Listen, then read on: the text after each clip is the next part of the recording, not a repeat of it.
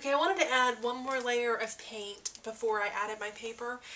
So what I did was I took, this is a chipboard negative from some Prima lettering, and I really like how the numbers line up here. The 1, 2, 3, 4, 5. So I'm going to put this down on this bottom corner, and I'm going to just use this as a paint mask. I've got, the color I'm using is Shimmerz Pink. It's one of the Blings colors.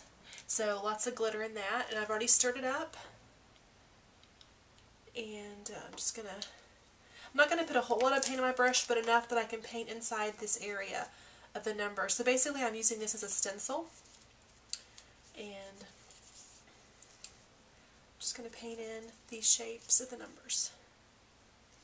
You also could just lay this over the project and just use your spritz and mask it. It would also work the same way.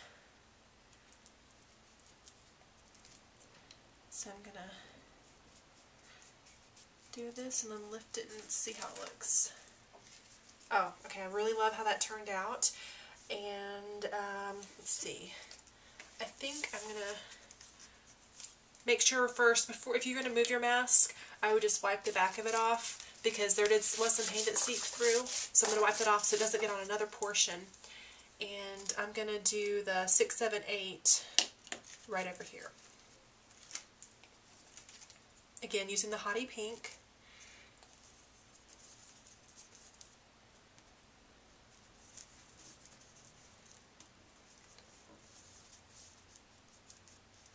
And I can just wipe this off when I'm finished. And I'm going to save this actually for another masking idea, just to lay this over a piece of paper and then just use my Shimmer Spritz over the entire thing.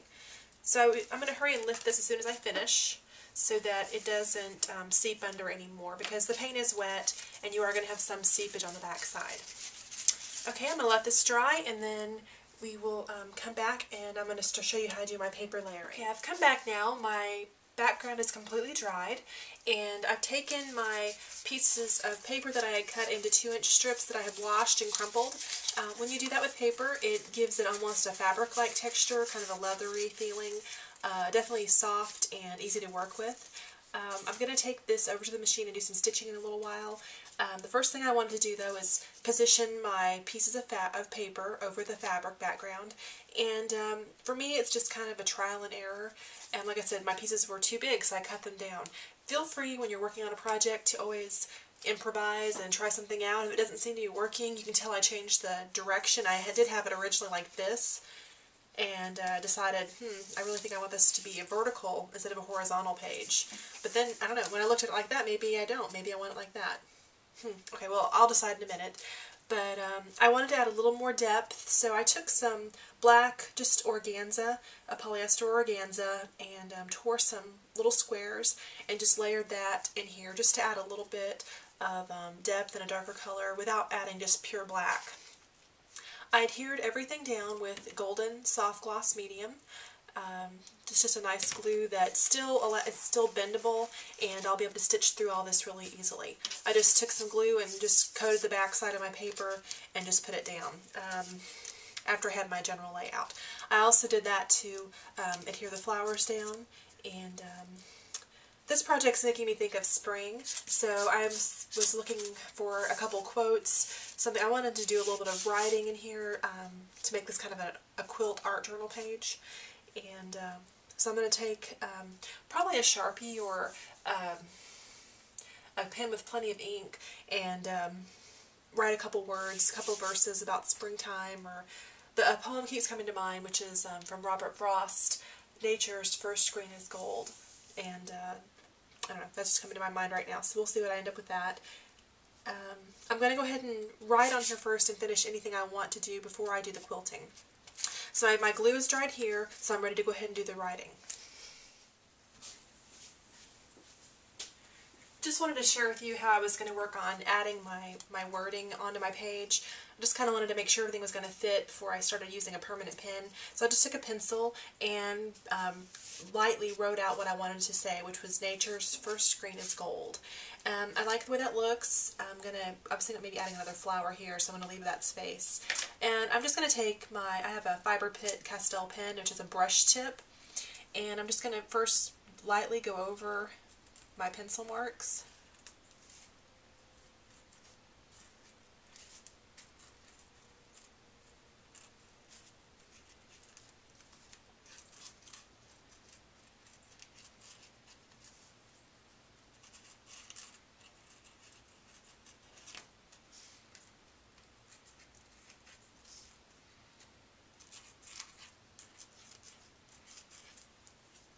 And then I'm going to come back and add a little more outlining and widen some of the strokes in a few places.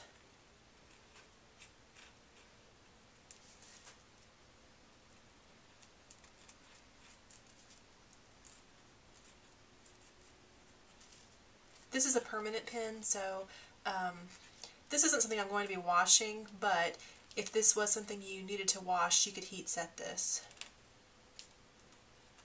Most art journal pages I'm not really worried about what type of products I use because I have no intention of washing them later.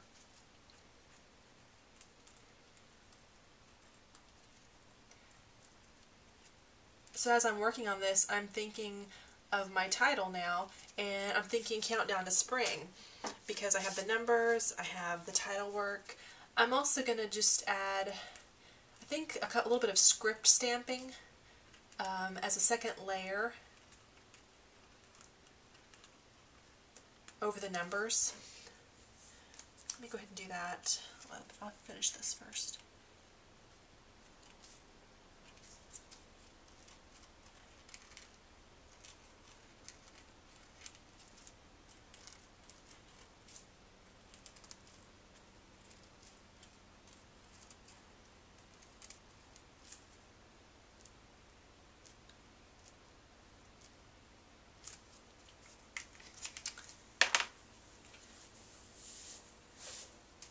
I've got this big block script stamp that I really love. This is a Christine Adolph stamp, and I want to just do a little bit of just kind of over stamping here just to add a little more texture, and I have this Stays On sitting right here, the teal blue. I think that would be a good color. So I'm going to take the lace off. I haven't sewn that down because I don't want to stamp the lace, and I'm just going to ink up this stamp and give it a shot.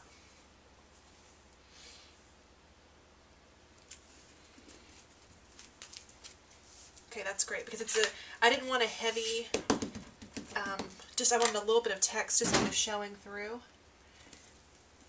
and that is perfect. So I'm going to continue that. I'm going to do one more stamping here just to kind of fill a little bit of that area. Okay, I really like that a lot, and it gave me just another little bit of layer, another layer of some text. I love text in my work. Maybe a little bit there. Okay. Now I'm going to figure out, the one thing to me that's left on that needs to be done before I quilt this is to take some type of element here. I'm looking at the balance, and there needs to be something. I'm going to turn it around so you can see what I'm talking about. The balance, it's heavy here because of the flowers, and to me there's a lot of dark color, but it still needs something right here. So I'm going to go through my stuff and look for some type of element to go here, possibly another flower, and I'm going to work on detailing out the lettering a little bit more. So I'll be back when I finish all that and show you the result and get ready to quilt it.